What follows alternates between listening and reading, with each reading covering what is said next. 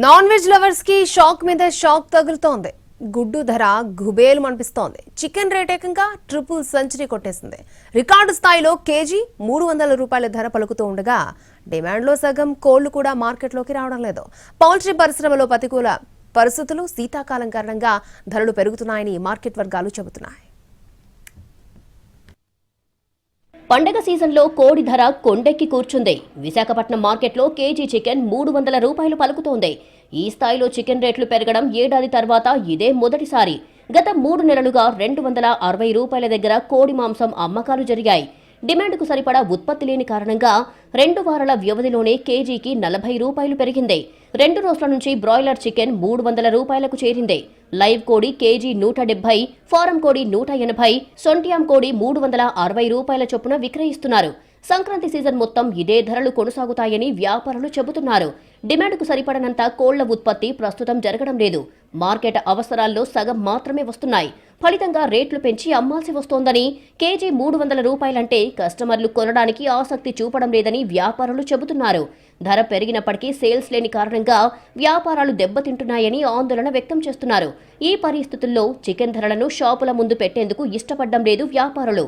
ఇప్పటికే గుడ్డు ధర గుబేల్మనిపిస్తుండగా ఇప్పుడు చికెన్ తోడయ్యింది. దీంతో సంక్రాంతికి మనస్ఫూర్తిగా ముక్క తినడం కష్టమేనంటున్నారు కొనుగోలుదారులు. చికెన్ మీద డిపెండ్ అయిన చాలా మంది మాంసాహార ప్రియులు, కానీ ఇది కూడా కేజీ 300 దాటడం అనేది సామాన్యులకు అందుబాటులో లేదు. ఎందుకంటే దీనికి ఏమైనా ప్రత్యామ్నాయం ఏమైనా ఉంటుందంటే ఏమీ లేదు. సో ఇలాంటి ప్రోటీన్ ఉన్న ఫుడ్ కూడా అంతంత రేట్లు పెరగడం ఇప్పుడు వాళ్ళు అమ్మే వాళ్ళకి ఇబ్బంది, కొన్ని వాళ్ళకి ఇబ్బంది. దీనికి సామాన్యులు కొంచెం అందుబాటులో రావాలంటే గవర్నమెంట్ కూడా కొద్దిగా చొరవ చూపించి అది ఏ పారామీటర్లో తగ్గించగలుగుతారో ఒకసారి అనాలిసిస్ చేసి అటు కన్జ్యూమర్స్కి ఇలాగే షాపు ఎవరైతే ఉన్నారో వర్తకులు వాళ్ళకి కూడా మద్దతుగా ఉండాలి. ఈ రేట్లు అయితే కొంచెం సరళీకృతం చేసుకోవడం మంచిదని నా అభిప్రాయం అండి. ఎందుకంటే ఆ కస్టమర్లకి రైతులకి మధ్యలో మేము నలిగిపోతున్నాం. అక్కడ రైతులు పెట్టిన రేటు మేము అమ్మాల్సి వచ్చింది. కన్స్యూమర్లు ఏందో మీరు ఇంత రేట్లు పెట్టేశారు, మేము మీ దగ్గర రెగ్యులర్ గా వస్తాం కదా, ఎంత రేట్ అలా పెట్టేశారని వాళ్ళు అడుగుతున్నారు.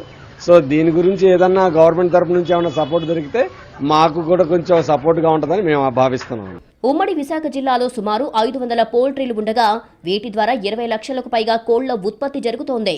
స్థానిక మార్కెట్తో పాటు ఇతర జిల్లాలకు, రాష్ట్రాలకు విశాఖ నుంచి ఫామ్ కోళ్లు ఉత్పత్తి అవుతున్నాయి. ఏడాది క్రితం బర్డ్ ఫ్లూ కారణంగా ప్రతికూల పరిస్థితులు తలెత్తాయి. కొనుగోళ్లు గణనీయంగా పడిపోవడంతో రైతులకు తీవ్రంగా నష్టం వాటిల్లింది.